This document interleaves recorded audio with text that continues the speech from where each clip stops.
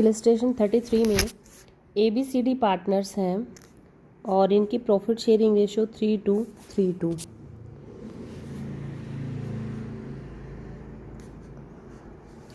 ठीक है, और 1 अप्रैल 2016 1 अप्रैल 2016 को उनकी बैलेंस शीट दी हुई है।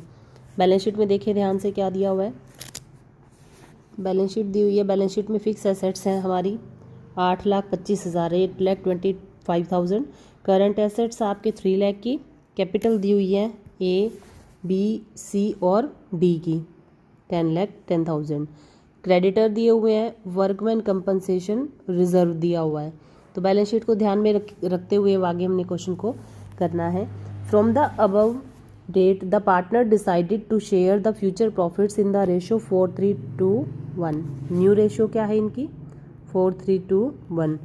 ठीक है, ओल्ड रेशो थी 3:3:2 और न्यू क्या होगी 4:3:1।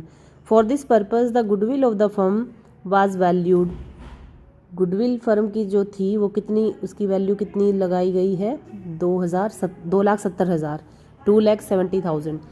It was also considered that the claim against workman compensation reserve has been estimated at 30,000। ठीक है, और fix assets will be depreciated by 25,000।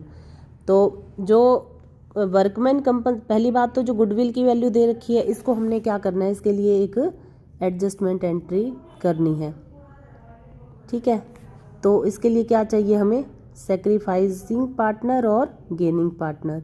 ये कैसे निकलेंगे आपके ओल्ड रेशो से और न्यू रेशो से, ओल्ड माइनस न्यू रेशो करके। तो ओल्ड रेशो आपके पास है, न्यू रेशो आपके पास है, क्या निकाल लोगे सेक्रीफाइसिंग और गेनिंग पार्टनर। और जो गुडविल की वैल्यू है इसकी एडजस्टमेंट कर देंगे हम, गेनिंग पार्टनर डेबिट हो जाएगा और सेक्रीफाइसिंग क्या हो जाएगा क्रेडिट। ठीक है, दूसरा क्या बताया कि जो वर्कमैन कंपनसेशन रिजर्व है अब ये 30,000 होना चाहिए। वैसे तो हम अगर कुछ नहीं कहा होता, वो क्लेम दिया होता है, जो आप इसमें से माइनस करते हो ना, वर्कमैन कंपनसेशन रिजर्व में से जो माइनस किया जाता है वो क्लेम होता है कि जो एम्प्लॉयज़ ने क्लेम कर लिया इतना अमाउंट, उनको इतनी क्षतिपूर्ति फर्म को करनी पड़ेगी।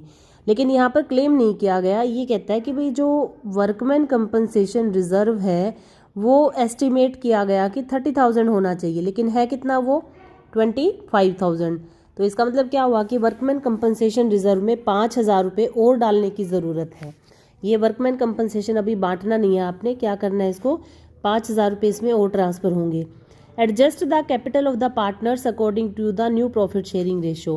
पार्टनर की जो कैपिटल है वो न्यू प्रॉफिट शेयरिंग रेशो के अकॉर्डिंग होगी और उनमें जो एडजस्टमेंट होगी वो कैसे होगी, opening current accounts of the partner. इसका मतलब कैपिटल अकाउंट कैसे है, यहाँ पर फिक्स्ड है। ठीक है, तो ये है। अब आपसे क्या कहा गया, prepare revaluation account, partners capital accounts और बैलेंस शीट। तो बहुत इजी है। सबसे पहले हमें क्या करना है, रीवैल्यूएशन अकाउंट बनाएंगे। रीवैल्यूएशन अकाउंट में आपने क्या क्या दिखाना है, जो ये वर्कमैन कंपनसेशन रिजर्व था ये बढ़ गया, लायबिलिटी साइड में दिखाया हुआ है ना, और लायबिलिटी क्या हो रही है, बढ़ रही है। तो इंक्रीज इन लायबिलिटी कहाँ चली जाएगी हमारी रिवैल्यूएशन अकाउंट में। कितना डिफरेंस को लेते हैं हम, ठीक है, कितना होना चाहिए। अब ये 5,000 रुपये से बढ़ गया तो लायबिलिटी 5,000 से बढ़ी है, तो लायबिलिटी बढ़ती है तो उसे कहाँ दिखाया जाता है, रिवैल्यूएशन के डेबिट साइड में। उसके बाद फिक्स एसेट्स को डेप्रिशिएट करना है 25,000 से। मतलब डेप्रिशिएट का मतलब डेप्रिशिएशन लग गया, इतनी वैल्यू कम हो गई फिक्स एसेट की।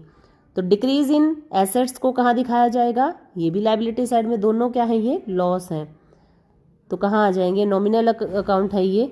नॉमिनल अकाउंट का रूल क्या होता है, debit all expenses and losses. तो सारे दोनों लॉसेस हैं, ये डेबिट कर दिया और कुछ नहीं दिया हुआ हमें। तो ये क्या है, टोटल करें 30,000, ये 30,000 क्या है, लॉस। इस लॉस को क्या करेंगे, पार्टनर के अकाउंट्स में हमने क्या कर देना है, ट्रांसफ़र कर देना है।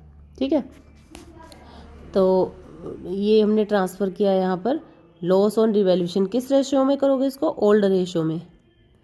रिवैल्यूएशन का प्रॉफिट या लॉस किस रेशो में बढ़ता है, हमेशा ओल्ड रेशो में। ठीक है, तो अब ये यहाँ पर हमने क्या किया, loss on revaluation transfer to partners capital accounts. यहाँ पर ये सिर्फ इस एडजस्टमेंट के लिए बोला हुआ है। सेकंड जो एडजस्टमेंट है ना, केवल उसके लिए करंट अकाउंट ओपन करने हैं हमने, ठीक है, ओपनिंग करंट अकाउंट, अभी तक करंट अकाउंट नहीं है इसका मतलब।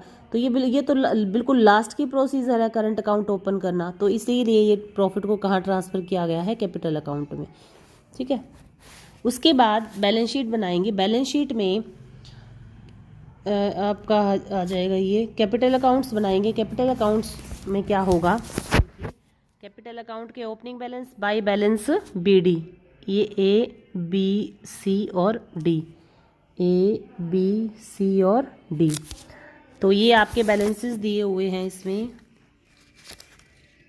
33 में बैलेंसेस हैं कैपिटल के। 2 लाख, 2.5 लाख, ये 2 लाख है, ये 2.5 लाख, उसके बाद 2.5 लाख, उसके बाद 3,10,000, ठीक है। तो ये आ जाएंगे। इसके बाद जो रिवैल्यूएशन का लॉस ट्रांसफ़र किया, जिनसे कैपिटल डिक्रीज़ होती है जिन आइटम से, वो कहाँ आ जाती हैं, डेबिट साइड में।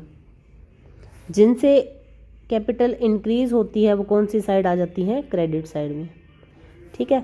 तो लॉस मिल रहा है रिवैल्यूएशन का, तो लॉस के कारण क्या हो रही है, इनकी कैपिटल कम हो रही है, तो कहाँ आ जाएगी, डेबिट साइड। 9,000, 6,000, 9,000 और ये 6,000, ठीक है।